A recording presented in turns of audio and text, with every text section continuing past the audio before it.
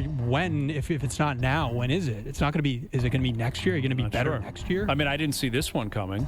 So I think No. I think what it's proving is it's difficult to predict year in, year out. Yeah. But I hear you. I think you got to be careful. I mean, at some point you need a farm system. It feels like deja vu. We've had these chats with the Leafs 100%. where you have been a big proponent of all in every single year. And I stand by that. I think you were wrong in retrospect. I was right. No, you were. They didn't do enough, and they're not wired. Anywhere. It doesn't matter who you acquired. If Austin Matthews and Mitch Marner can't get it done in the biggest moments, it doesn't matter who you pick up. I can't have this. They're not wired properly. All right. How do you look back on the Marner exit now that you know what you know? Well, I stand by 2 years ago when I thought they should have traded him. I stand by last summer when I thought they should have traded him.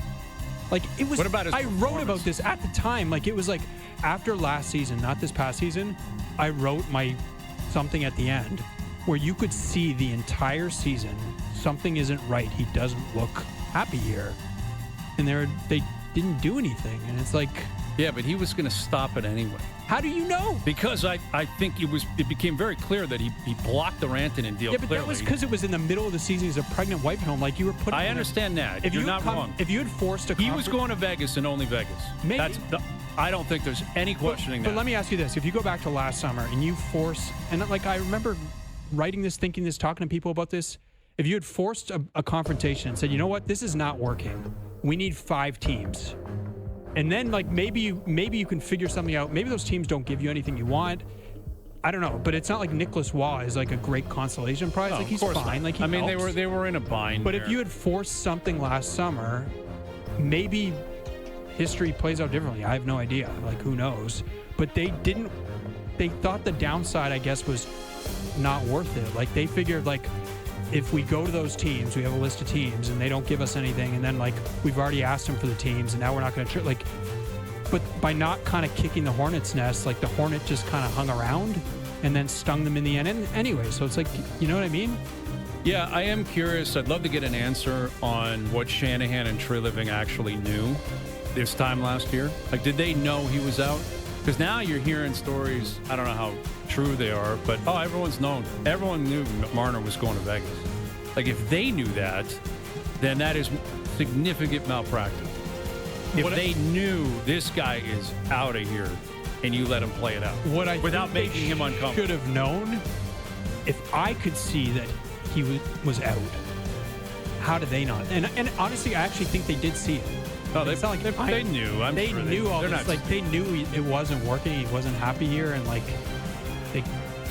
but it's like it's 2 years ago. It's 2023. But isn't it something about Marner too that if you're so unhappy, why don't you go and ask for a change? Why is it on the Leafs to force because your way out? Because maybe you just decided I'm going to play it out, and then I'm just going to choose where I want to go, and I'm not going to be forced into anything. I'm not going to.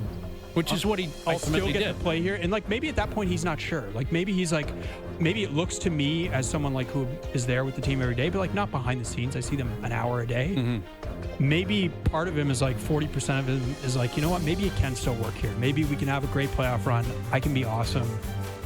Things change. The narrative changed. And I decide to stay, and I decide to sign. But, like, if it's, like, 60%, it doesn't look like he's going to stay. Got to do something, like, but it's the whole I don't know how we got to Leafs at 419. Well, I got something that I'll get to this a little bit later on, what I think the league should do with his return, but I remember when we were discussing it, like the exit even prior to July 1st, and he was being compared to Vince Carter, and I'm like, well, wait a minute, he didn't quit on this team, he didn't demand out. He didn't. That's not fair. He didn't quit. He didn't demand out. But I think there is a very, very good chance mentally he was gone. And perception is reality. So if you're dealing with the mob and the way people are going to feel about you, because I was making arguments. I'm like, eventually dust settles. Bygones will be bygones. He'll probably retire his jersey in 20 years. I don't know anymore because of the way this is being reported now on the way out. You know, with like when he was in Vegas, he's like, at Four Nations, we were talking about living in Vegas, and my wife was asking what it's like there. So you were in Vegas in February, you were gone? You were mentally gone. And is there a chance Is there a chance that maybe they could have brokered a deal last year, and Vegas and Marner were like, why would we give up a real piece? Just wait a year. We'll catch you down the road. Not impossible. And then, whose interest is he putting first? The Leafs or the Golden Knights? If there's any reality in that, he was putting the Golden Knights as his priority over the Maple Leafs. Because to your point, he was already out, already not happy with everything.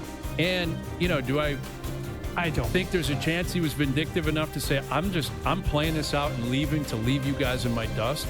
I don't think it's a 0% chance he thought that way. That's inconceivable. And honestly, okay, go ahead. Go ahead. But what you're going to deal with is your hometown is going to continue to look at you through a more and more negative lens, which he may not care about, but it's a reality. Toronto's still here. He's in Vegas, but the Leafs and Leaf fans in Toronto's still here. But let me ask you this. What did he do wrong? Well, like in his performances, let's begin there. For sure is like a playoff performance. But isn't that the most important thing? That's it. But in terms of like, why is he going? He's going to be a villain here. Like, there's no doubt. But why?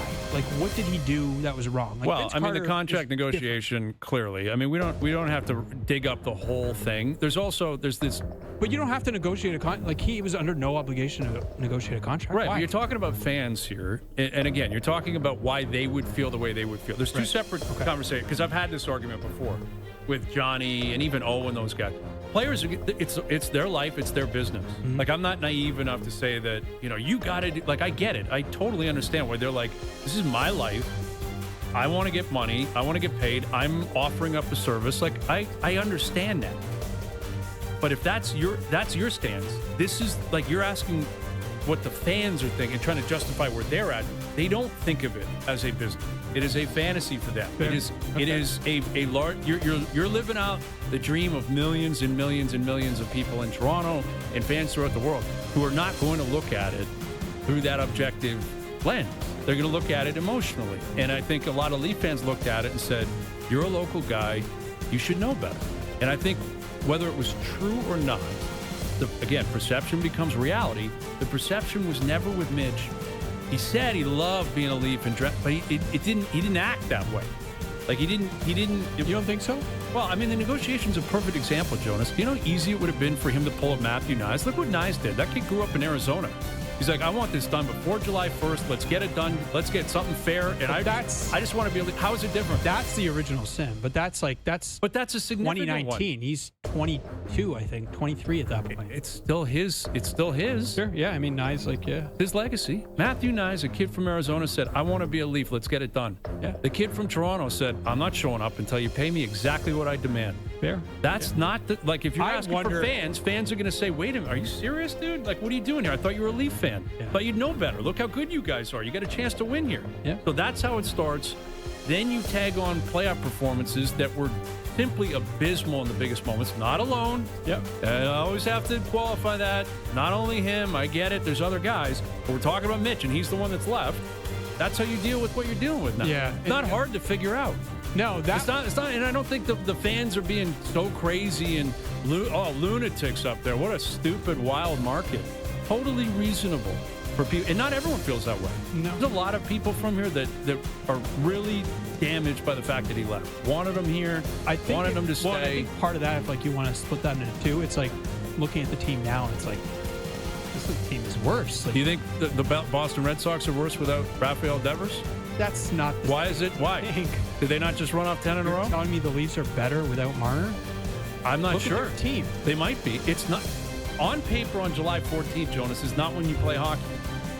When Devers got flipped. No, but it's the truth, man. Literally. Now, again, we'll see what the Red Sox are in 3 or 4 weeks. Yeah.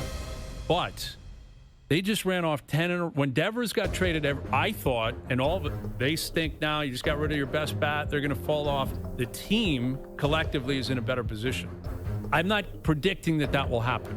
On paper, I'm not arguing.